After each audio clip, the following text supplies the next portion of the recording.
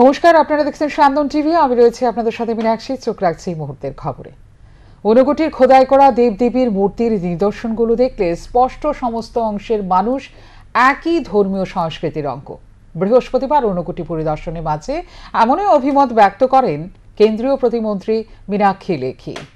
ভারত সরকারের পররাষ্ট্র ও সংস্কৃতি দপ্তরের প্রতিমন্ত্রী মীনাক্ষী লেখি বৃহস্পতিবার কৈলাসহরে আসেন। সঙ্গে ছিলেন ত্রিপুরা সরকারের ক্রীড়া ও যুব বিষয়ক দপ্তরের মন্ত্রী টিঙ্কু রায়। বিমানবন্দরে কেন্দ্রীয় প্রতিমন্ত্রীকে স্বাগত জানান জেলা শাসক রাজীব দত্ত সহ অন্যান্য আধিকারিকরা। বিমানবন্দর থেকে তিনি সোজা চলে যান কৈলাসহরের সার্কিট হাউসে।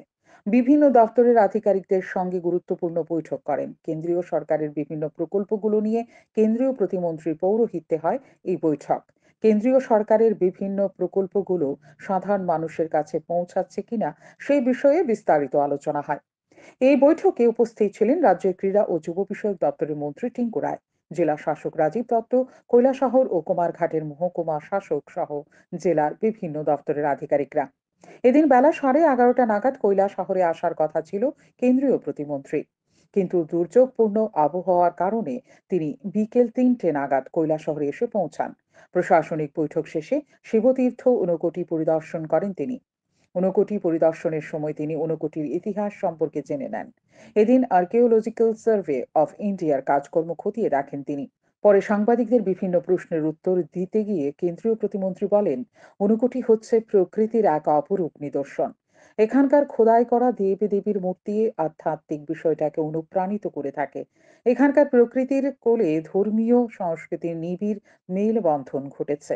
এখানে শিব, পার্বতী, গণেশ সহ সমস্ত দেবদেবীর নিদর্শন রয়েছে। প্রাচীনকালে এখানে যারাই এই দেবদেবীর মূর্তি খোদাই করেছেন তাদের মাধ্যমে স্পষ্ট হয়ে উঠেছে ধর্মটাকে বাঁচিয়ে রাখার জন্য তারা কতটুকু পরিশ্রম করেছেন। কিন্তু লিখিত ইতিহাসের অভাবে সৃষ্টি হয়ে থাকে বহু বিভ্রান্তির। আর এই বিভ্রান্তির কারণে বিভিন্ন সময়ে সমাজের পৃথক পৃথক ধর্ম এবং জাতির মধ্যে ফাটল ধরানো হয়েছে। কিন্তু ঊনকোটিতে এই খোদাই করা দেব-দেবীর নিদর্শন দেখে স্পষ্ট সমস্ত অংশের মানুষ একই সংস্কৃতির অঙ্গ। स्पिरिचुअली एन्चैंटिंग जगह है और प्रसन्नता होती है देखकर अपने पूर्वजों के हाथ का काम, जिन्होंने धर्म को जिंदा रखा हर मुश्किल के बावजूद।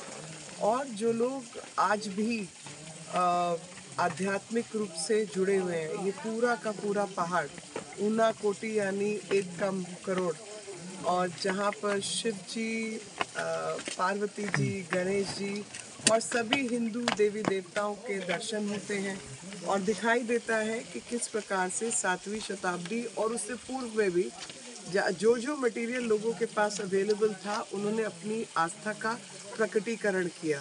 অন্ধকার ঘনিয়ে আসার কারণে ঊনকোটি পাহাড় পুরোপুরিভাবে পরিদর্শন করতে পারেননি কেন্দ্রীয় প্রতিমন্ত্রী, যার কারণে তিনি পুনরায় শুক্রবার পরিদর্শনে আসবেন বলে জানিয়ে গেলেন। সান্দন টিভি।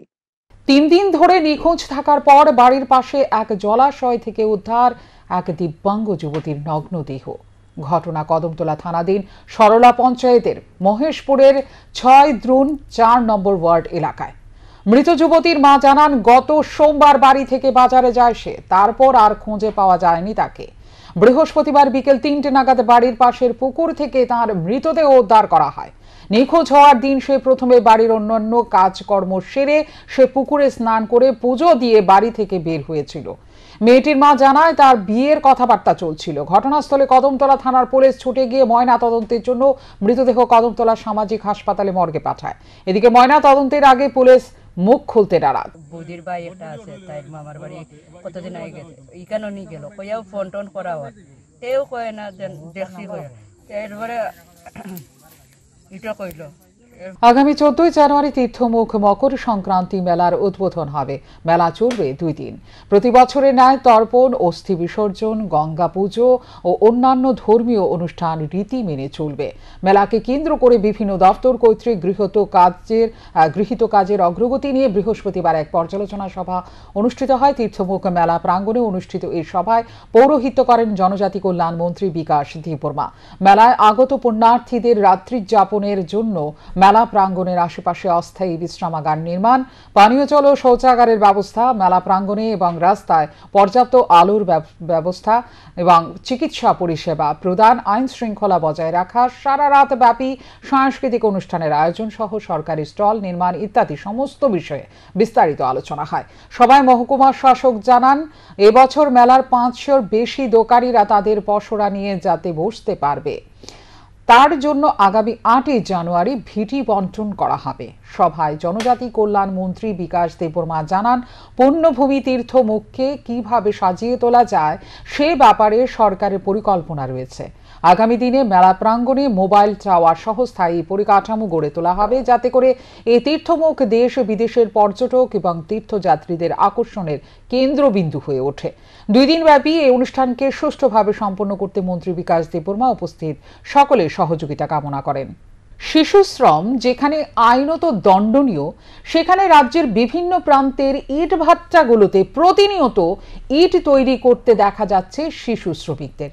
ঠিক এরকমই একটি চিত্র প্রকাশ্যে এলো সাব্রুম মহকুমার সাতচাঁদ আরডি ব্লকের অন্তর্গত হরিণা গ্রাম পঞ্চায়েত সংলগ্ন বিনাঢেপা এলাকার MS দত্ত এন্ড কোং ইট ভাট্টাতে।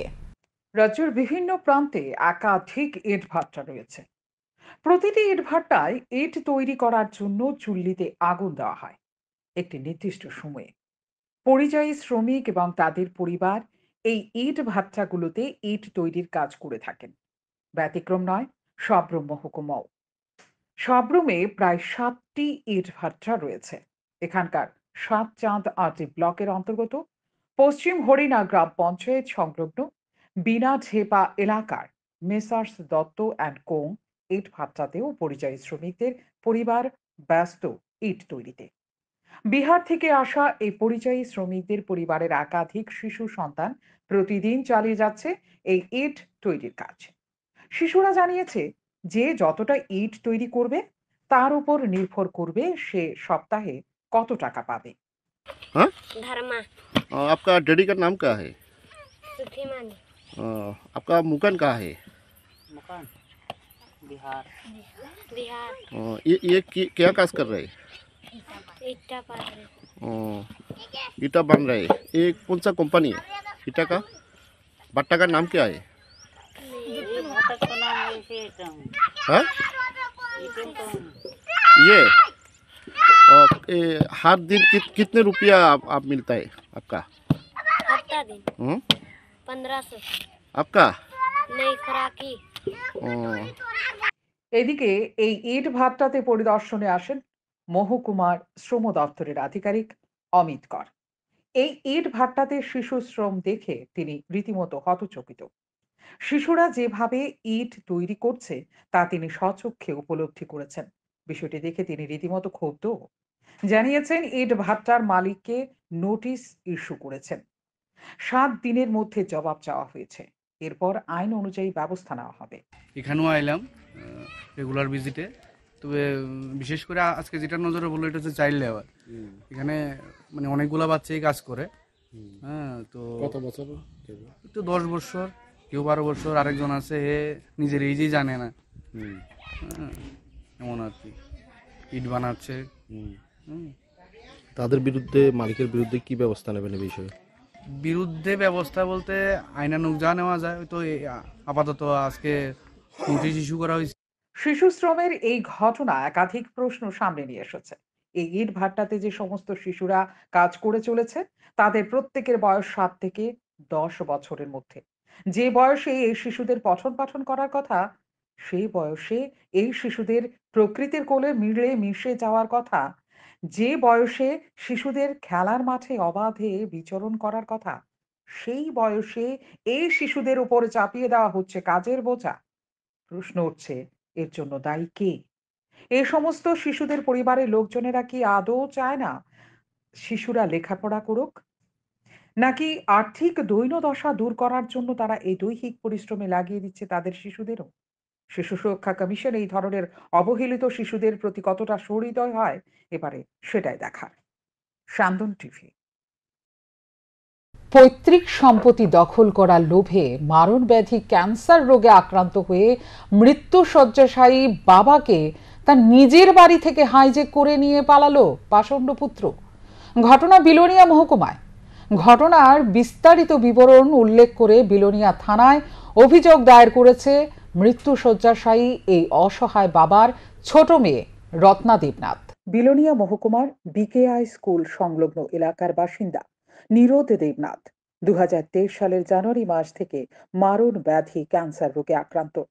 নিরোদ দেবনাথের এক পুত্র এবং 2 কন্যা সন্তান রয়েছে। ক্যান্সার রোগে আক্রান্ত হওয়ার পর নিরোদ দেবনাথ তার পুরো বাড়িটি 2 কন্যা সন্তান এবং এক পুত্রের মধ্যে সমানভাবে ভাগ করে দেন। নিরোদ বাবুর ছোট মেয়ে রত্না দেবনাথ তার শারীরিক অবস্থার দেখভাল করে। রত্না দেবনাথ বাড়িতেই থাকেন। বড় মেয়ে শিল্পী দেবনাথ সরকার থাকেন তার স্বামীর সঙ্গে।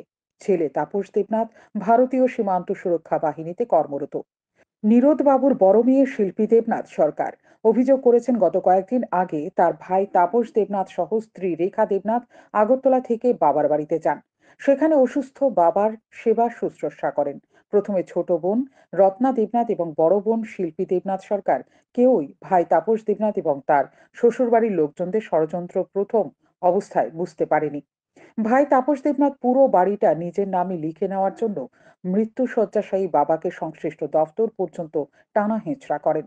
বাবা নিরোদ দেবনাথকে ক্রমাগত ঘুমের ওষুধ দিয়ে রাখা হতো, যার কারণে তিনি কারোর সঙ্গে কথা বলতে পারতেন না। এমনকি মেয়েরা তার সামনে দাঁড়ালে কথা বলার ইচ্ছে থাকলেও মুখ থেকে কোনো প্রকার শব্দই উচ্চারণ হতো না বাবার। ভাই তাপস দেবনাথকে আইনিভাবে পুরোপুরি সহায়তা করেছেন স্থানীয় এক আইনজীবী এবং মোহরি। কিন্তু গত 2রা জানুয়ারি সকালে ঘটে এক অনাকাঙ্ক্ষিত ঘটনা। পুরো বাড়ি নিজের নামে লিখে নেওয়ার অপকৌশল অল্পের জন্য পণ্ড হওয়ায় ভাই তাপস দেবনাথ সীমান্ত সুরক্ষা বাহিনীর কয়েকজন জওয়ান এবং অ্যাম্বুলেন্সের সহায়তায় মৃত্যুশয্যাশায়ী বাবা নিরোদ দেবনাথকে এক প্রকার ভাবে হাইজ্যাক করে নিয়ে বাড়ি থেকে চলে যায় ভাই তাপস দেবনাথ সহ তার স্ত্রী রেখা দেবনাথ, ছেলে আয়ুষ দেবনাথ এবং শ্বশুরবাড়ির লোকজনেরা। ছোট মেয়ে রত্না দেবনাথ বাধা দিতে গেলে প্রচন্ডভাবে তাকে মারধর করে তাপস দেবনাথ এবং তার স্ত্রী রেখা দেবনাথ সহ ছেলে আয়ুষ দেবনাথ এবং শ্বশুরবাড়ির লোকজনেরা। গোটা বিষয়টির বিবরণ দিয়ে বিলোনিয়া থানায় একটি মামলা দায়ের করেছেন মারণ ব্যাধি ক্যান্সার রোগে আক্রান্ত নিরোদ দেবনাথের ছোট মেয়ে রত্না দেবনাথ। এই মামলার একটি কপি পাঠানো হয়েছে আগরতলা এয়ারপোর্ট থানাতেও। ভাইয়ের বউ, ছেলে, ভাইয়ের শাশুড়ি মিলে ছোট বোনকে মারধর করে বাবাকে নিয়ে গেছে। এখন আমরা বাবাকে খুঁজে পাচ্ছি না। বিলোনিয়া থানাতে এফআইআর করেছি। ও যে এলাকায় থাকে ওই এলাকায় এয়ারপোর্ট থানাতেও আমরা একটা পিটিশন দিয়েছি, ওর ডিপার্টমেন্টে দিয়েছি। আমরা আমাদের বাবাকে আমাদের কাছে অতি সত্বর ফিরিয়ে আনতে চাই। মা বাবা ছোটবেলায় তার সন্তান সন্ততিদের আদর যত্ন দিয়ে লালন পালন করে থাকে। সন্তান সন্ততিরা যাতে মানুষের মতো মানুষ হয়ে ওঠে এই চেষ্টায় থাকে বাবা মায়েদের। কিন্তু যে সন্তানদের মানুষের মতো মানুষ করার জন্য বাবা মায়েরা বহু ঝড় বৃষ্টির মতো বাধা অতিক্রম করেন, বার্ধক্য বয়সে সেই সন্তানরাই যে একদিন বিষধর গোখরা হয়ে উঠবে তা হয়তো বাবা মা এদের জানা নেই বা জানা থাকে না। আর এমন ঘটনাই ঘটল বিলোনিয়া মহকুমার সেই মারণ ব্যাধি ক্যান্সার রোগে আক্রান্ত নিরোদ দেবনাথের সঙ্গে। মানুষের মতো মানুষ না হয়ে ছেলে তাপস দেবনাথ এমন পাষণ্ডই হলো যে পৈতৃক সম্পত্তির লোভে নিজের বাবাকে হাইজ্যাক করে নিল। শান্তন টিভি। পাচারের প্রাক মুহূর্তে চুরির গরু সহ আটক 2 সন্দেহভাজন চোর। ঘটনা বৃহস্পতিবার দুপুরে বিশালগড়ের করইমোড়া বাজারে। জানা যায় করইমোড়া এলাকার এক বাড়ি থেকে 2টি গরু চুরি করে নিয়ে যায় চোরেরা। ঘটনার বিষয়ে জানাজানি হওয়ার পর এলাকার লোকজন নজরদারি শুরু করে। এলাকার লোকজন সন্দেহজনক জিশান মিয়া নামে এক যুবককে আটক করে। তাকে উত্তম মধ্যম দেওয়ার পর সে স্বীকার করে 2টি গরু সে চুরি করেছে। তার সাথে এলাকার এক যুবক যুক্ত রয়েছে। চুরির পর গরু দুটো পাচারের জন্য ইয়াসমিয়ার বাড়িতে রাখা হয়েছিল। সেই মোতাবেক এলাকার লোকজন ইয়াসমিয়ার বাড়িতে ছুটে যায় এবং গরু দুটি উদ্ধার করে। এদিকে ঘটনার খবর পেয়ে পুলিশ ঘটনাস্থলে ছুটে গিয়ে উত্তেজিত জনতার হাত থেকে চোর জিশান মিয়াকে নিজেদের হেফাজতে নেয়। জিশান মিয়ার স্বীকারোক্তি মোতাবেক পুলিশ অপর চোরকেও আটক করে থানায় নিয়ে যায়। গরু চুরি করে নিছে। কার? আমার গরু। কয়টা গরু? 2টা গরু, গাই আর বাছুর। হ্যাঁ, বোধা চোরের ধরছেন আপনারা? ওখানকার প্রমাণ পাইছে, একজনের ধরছে কোন আরেকজনের কোন খবর। নানা সমস্যায় জর্জরিত ঋষ্যমুখ ব্লকের অন্তর্গত ধনঞ্জয় নগর এডিসি ভিলেজের গলাচিপা সিনিয়র বেসিক স্কুল। এই বিদ্যালয় হয়ে উঠেছে গবাদি পশুর বিচরণ ক্ষেত্র। ঋষ্যমুখ ব্লকের অন্তর্গত হরিপুর বাজারের প্রায় 2 কিলোমিটার পূর্বে ধনঞ্জয়নগর এডিসি ভিলেজ। এই ভিলেজে জনজাতি সম্প্রদায়ের বসবাস। তাদের ছেলে মেয়েদের ভবিষ্যতের কথা মাথায় রেখে 1981 সালে এই এলাকায় গলাচিপা জুনিয়র বেসিক স্কুল স্থাপিত হয়েছিল। 2019 সালে এই বিদ্যালয়কে সিনিয়র বেসিক স্কুলে উন্নীত করা হয়, কিন্তু বিদ্যালয়টি আজ পর্যন্ত নানা সমস্যায় জর্জরিত। নেই পর্যাপ্ত পরিমাণে শিক্ষক, নেই পর্যাপ্ত পরিমাণের শ্রেণীকক্ষ। পানীয় জল পরিষেবা কিছুটা স্বাভাবিক থাকলেও রয়েছে যোগাযোগ ব্যবস্থার অভাব। প্রথম থেকে অষ্টম শ্রেণী পর্যন্ত শিক্ষক সংখ্যা মাত্র 4 জন, আর শ্রেণীকক্ষের সংখ্যাও 4। একটি শ্রেণীকক্ষকে ছেড়ে দিলে বাকি সবকটি প্রায় ভগ্নদশায় পরিণত। বাধ্য হয়ে 3টি শ্রেণীর ছাত্রছাত্রীদের ক্লাস করাতে হচ্ছে মাত্র একটি শ্রেণীকক্ষে। বলা যেতে পারে পঠন পাঠন প্রায় লাটে। সমতল ভূমির তুলনায় বিদ্যালয়টি খানিকটা নিচে অবস্থিত হওয়ায় বৃষ্টি হলে ব্যাপক সমস্যার মুখে পড়তে হয় শিক্ষক সহ ছাত্রছাত্রীদের। মিড ডে মিলের রান্নাঘর থাকলেও ডাইনিং রুম না থাকায় শ্রেণীকক্ষে বসেই পেট ভরাতে হয় সকলকে।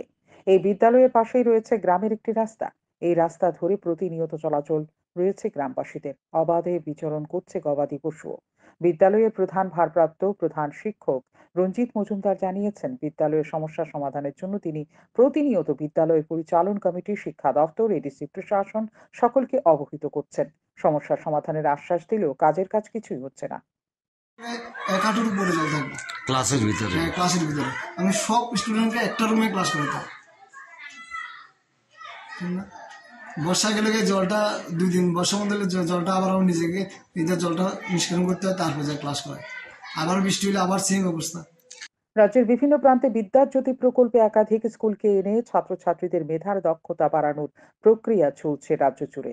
রাজ্যের শিক্ষা ব্যবস্থা আমূল পরিবর্তন ঘটেছে বলে বিভিন্ন সময়ে স্লোগান উঠতে শোনা যায় শাসক দলের একাংশের কণ্ঠে। কিন্তু ধনঞ্জয়নগর এডিসি ভিলেজে গলাচিপা সিনিয়র বেসিক স্কুলের এই চিত্র কিসের ইঙ্গিত দিচ্ছে তা কারু বোধগম্যর বাইরে নয়। বেঞ্চের পরিবর্তে ছাত্রছাত্রীদের অধ্যয়ন করতে হয় মাদুরে বসে। শান্তন টিভি। এখনকার মতো এই মুহূর্তের সংবাদ এই পর্যন্ত। অন্যান্য আপডেটস দেখার জন্য অবশ্যই নজর রাখতে হবে শান্তন টিভির পর্দায়। শান্তন টিভি, দায়বদ্ধতাই যার ঐতিহ্য।